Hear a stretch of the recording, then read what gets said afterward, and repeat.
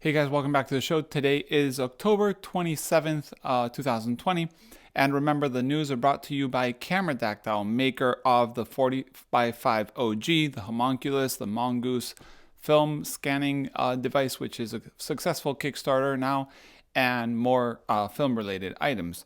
So let's get to the news. First of all, we have Togtees has made a beer glass. It's the first time that we can talk about beer and film in the news, and I'm pretty excited. It's basically a glass that has like film canister, 35mm film canister, one like this, melted into it. So you can buy it, and I think it even comes with like the roll of film because the price is $28 US, and it basically is, you know, a glass. So exciting news.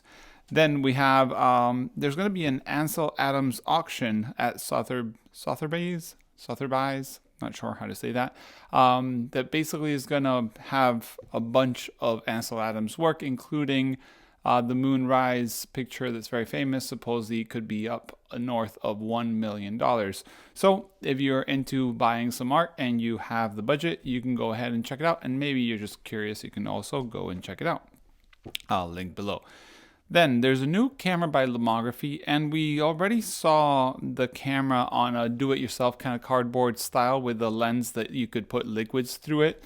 And the idea is the liquids would act as filters, so you could put like yellow or red liquids and make different filters and effects. Well, now they're making it as a, you know, standalone camera. It's called the Hydrochrome, nothing to do with chromes as in slides, 35mm camera. And it basically has the same lens that is a 35mm camera, and you can use those liquids to pump through the lens elements and have different effects. So there's a bunch of examples at the website with like tea and this and that. So if you're looking for something totally different to the usual film photography, world, you can check this camera out and start, testing out stuff. You could even use the beer on the Togtees film. Beer is yellow. You can have like a yellow effect. You can use black and white. Then there's a little update on the Nikon F6 situation, and I made a video giving my opinion of what would happen and how I felt about that, and I'll leave a link below. It's been, quite a popular video. When I make those opinion videos, I'm not looking for any controversy. I'm just giving my ideas. I actually have one coming up very soon. Well, in Photrio, or APUG, which used to be, there's basically a confirmation from someone that wrote Nikon directly in Japan, and they confirmed that it's actually discontinued. This is not an official statement by Nikon in any means, but someone reached out to them. So I'll take it for now as it is official. Nikon F6 is no more. There's no more top-of-the-line SLRs in the film world sold new. So sad news there. Then we have Cinestill with something that I also never expected to announce on the news. I guess it's a weird news. They've made Instagram filters, and before you go ahead and roll your eyes, which I would too, look into it. It's basically a film inversion filters. So basically, you grab your phone, you open Instagram, you go to the filters that Cinestill made. And when you go over your color negatives, if you're using the color negative inversion tool, it will correct them. So you will see them as positives. So if you're using negative film, then you can look at it. Then they also have a black and white and a chrome filters. And then the color negative one has 800T, and then it also has 50D. And it has the fact that you can raise or lower the light coming in, so exposure. It has a bunch of features. Actually looks really, really cool. And I've tested it on my phone, but I didn't have any negatives laying around. But I'm very excited to test it out. And honestly, to share on social media, maybe you're developing and you want to show on, Instagram stories, like look at my developing, day or whatever. It's really, really cool. I'm very happy for this. I've saved them on my camera roll on Instagram. And I know a lot of film photographers don't really like Instagram. But like it or not, it's pretty much the biggest community right now for film photographers online. So take it as is. Then we have a video from a fellow YouTuber called Keijo, I don't really know, Moriyama. And that I'll say in Spanish because that's how I say it. about Instax on a peel apart camera. So I think I've talked about this on the news, but there's so many news articles that come through here. So I'll re-mention it. He has made a video in a couple parts where he shows a non-destructive way to use peel apart cameras, and we're talking about like a land camera as an example, a Polaroid, where he prints these 3D printed inserts, and then you load them with Instax film, and then it has like a dark slide, so you can preload. Yeah, I have talked about this. You can preload the shots, and then it has like a dark slide, and you can shoot it. And then the only thing, as always, is you have to take out the film from the Instax cartridge, put it into this thing, and then reload it into an Instax cartridge and use an Instax as a developing roller processor. So I would say it's a huge pain to shoot this way. Not that it's impossible, but if you're looking for something to make your life way more complicated, you can go check out the video. I think it's cool to see, honestly. Then we have news in the 3D camera world, and there's the WillMove Camera concept.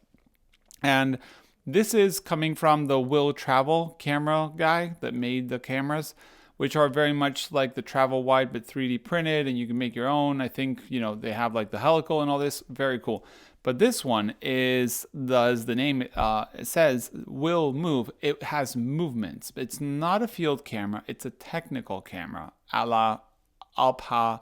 Oh, that came out weird. Alpa, or I'm trying to find another one that's similar. This Italian brand. Damn, I can't remember. Oh, it'll come to my head.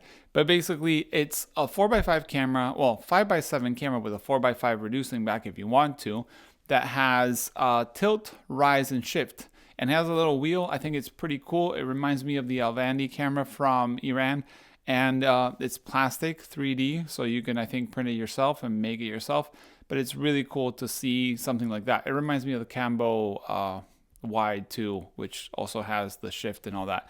So yeah, very cool concept, and I think if you're looking into something a bit fun to use, that it's not a field camera and you want movements, this is probably the best thing you can do. Then we have news from Negative Supply, bringing a couple small items to their huge family of products, which is getting really big.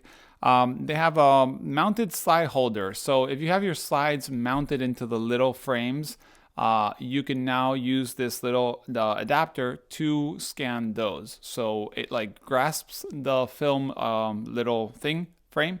And the good thing about it is that it's like you can adjust the size. So if the frames are a little bigger or a little smaller, you can just move it and, you know, adjust to the size, which is pretty cool.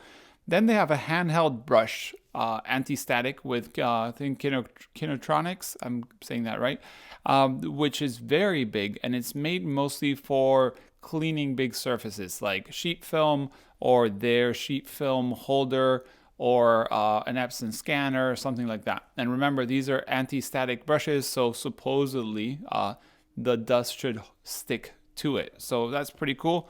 The picture on the website is a render. I kind of want to see the real product and maybe try to ask them for the picture of the real deal, because I like seeing things, you know, the real product. Then they have also a whole border 120 adapter. So same thing. In their 120 film holder for scanning or digitizing your film, you wouldn't be able to scan the frame, only a little bit of the frame. I've been using mine actually a couple days ago. But now you can change the whole holder top and have a glass bottom and put this on top, and you can scan with borders in 120, which seems to be very, very popular.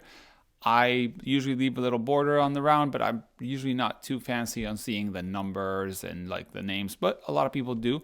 So Negative Supply now has this extra little piece that you can adapt to your current existing Negative Supply 120 holder.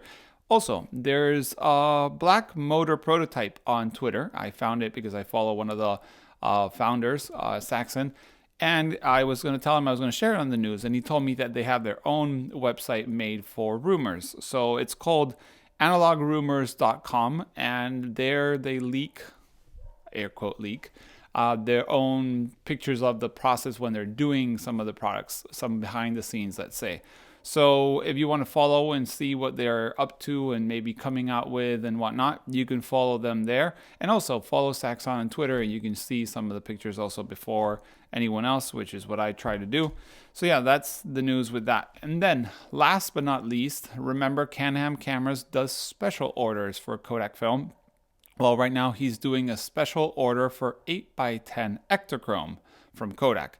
So if you want to shoot slides and you want to shoot 8x10 and you don't want to do the Fuji, Japan, blah, blah, blah work to get Velvia 50 or pay the Provia prices or whatever it is, or you like Kodak and you like the color of E100, you can now do it through Canham. I'll leave the link below because I think you have to write him and he'll give you the price and the quote. There's always a minimum order for him to take an order to Kodak, but you can order as little as 1 box. And Canham has been doing this for years, so you can trust that, you know, your film will get to you if you order with him.